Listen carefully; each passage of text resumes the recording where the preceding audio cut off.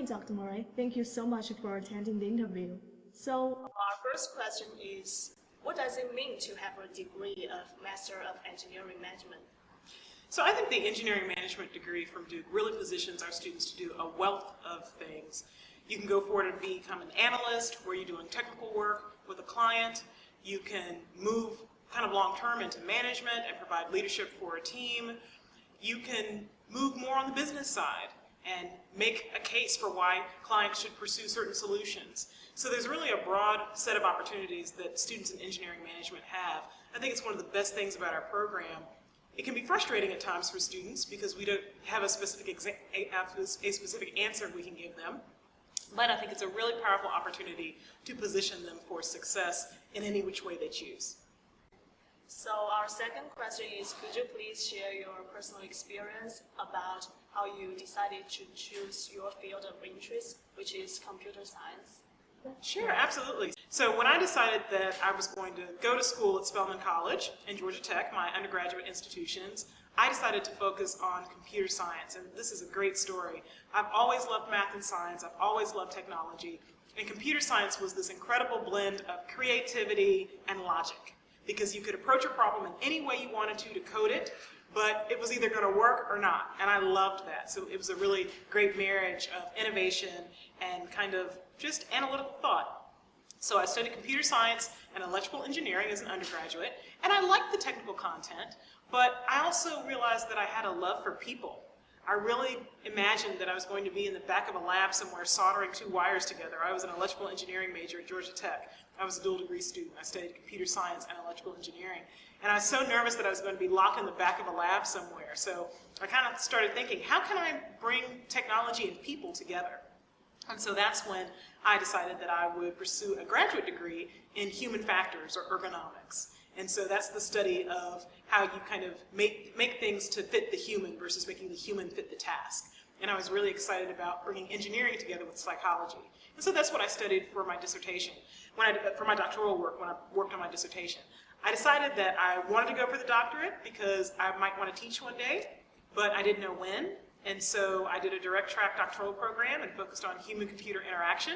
And that's kind of how that marriage of computer science, electrical engineering, and industrial engineering was born for me. Could you please share your experience about how you arrived at a decision to be a professor and work at Duke? Yes, absolutely. So my life is this evolving journey, I think, which is always so funny. I never quite know where the path is leading me, but I do believe in being very open to opportunities.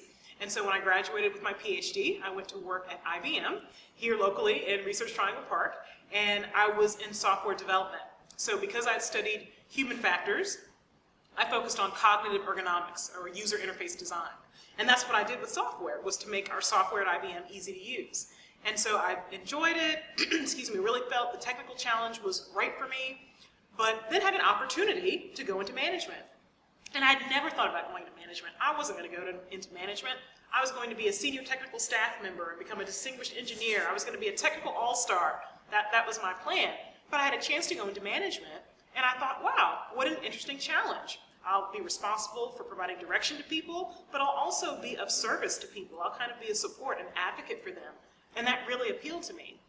So I went into management. 3 years after I started my job at IBM, I was in management for about 8 years and was at IBM for a total of 11 years. Really liked management, really felt very challenged by it. But as my career at IBM progressed, I thought about just what it meant to have an impact during my career, what it meant to really do something that I felt energized by. And I was very challenged by my work at IBM. I learned a whole lot at IBM. But I got back to this notion of what would it be like to be in an environment where I could work with students and where I could share my experience and my perspective to help make life better for students as they moved forward into the world. So a friend of mine sent me an ad for a job posting at Duke University where they were looking for an associate director for professional master's programs. And so it was a blended role where the individual would continue to be a manager, manage a services team, but then also teach and advise students. And so I thought, wow, how incredible could that be now to pull these experiences from IBM forward into a university setting. I've always loved management, so the idea of being able to retain my role as a manager was also appealing. And so it was the perfect storm, an opportunity to still be a manager and to grow as a manager in a new organization, as well as the opportunity to work with students from literally around the world and to share my knowledge as an engineering manager, as a person who'd been a technologist, but also a manager. I've hired individuals. I've regrettably had to fire individuals. And so working in a realm where I could help prepare students for all of this was just outstanding. So that's kind of how my journey to Duke started. It was a graduate school journey that evolved into an IBM technologist journey that turned into a management role that then turned into another management role, but as an educator.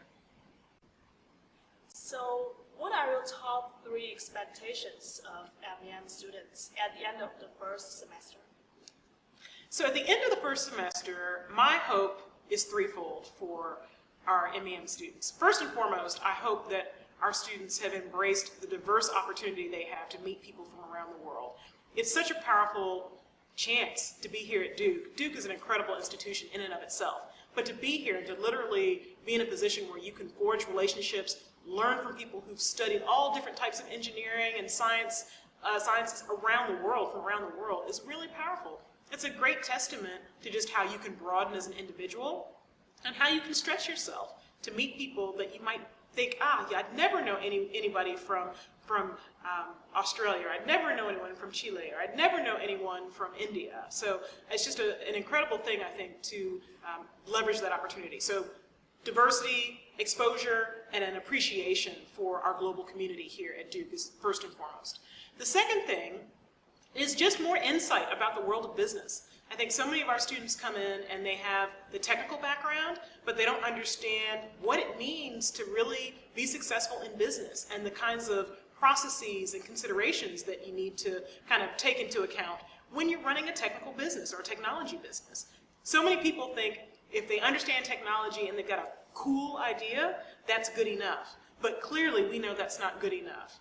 Learning about business means understanding how you add value as an employee, but how your technical ideas add value to your clients, how your company adds value to what you do in the world.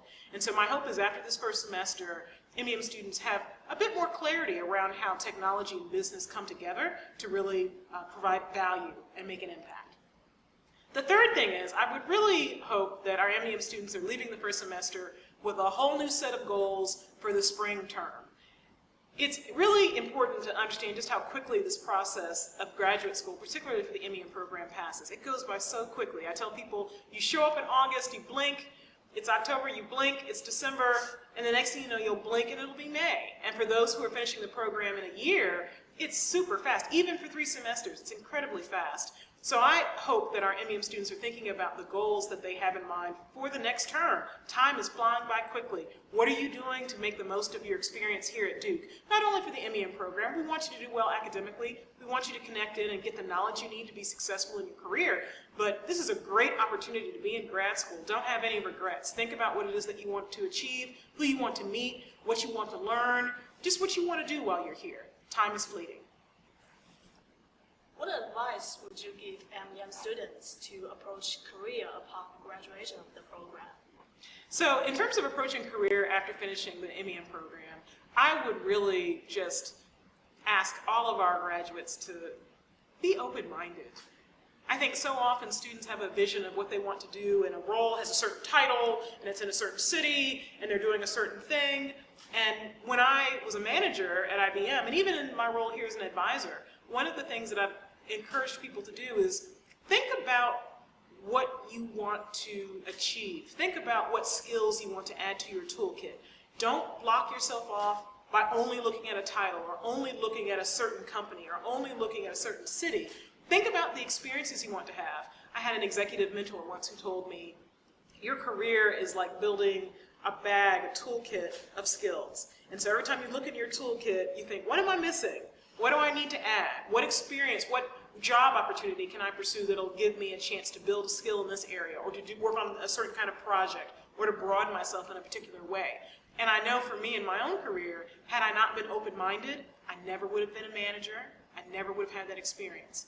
And I probably never would have had an opportunity like this at Duke, because I never would have envisioned myself kind of leaving and doing something different. Change is scary. Doing something that you don't know completely can be a little frightening. But there's a lot of value and a lot of great opportunity in being open-minded and taking a chance. You can always switch up. You can always reinvent. You don't have to worry about making the right decision all the time, but if you're open-minded and you're honest with yourself about what it is that you want to do in terms of your growth and in terms of your impact, then I think you'll find you have a wealth of opportunities. In fact, you'll probably have some opportunities that you never even imagined because you weren't looking for them. You were open to the experiences and open to the attributes, and they will find you. Our last question is, what's your favorite place to eat in Durham? Ah, excellent. I love food, so food is fantastic. And I have small children, so I have a 3-year-old and a 5-year-old, so my husband and I are often looking for things that will work for them. So we don't get to eat at the fancy places that we used to go to. So my favorite place right now is the Q Shack, and primarily because I love barbecue, and I love potato salad and baked beans and all those good kind of comfort foods. And so that's one of the places where we can go. My husband can get his barbecue sandwich. I love all the veggies. I love all the green beans and all of the fresh things that they prepare. And my children can get their turkey, and they love that. So that's a win for us. And hush puppies. You can't fit the hush puppies. That's one of the best things about the Q Shack. So that's my favorite right now. Okay. Thank you.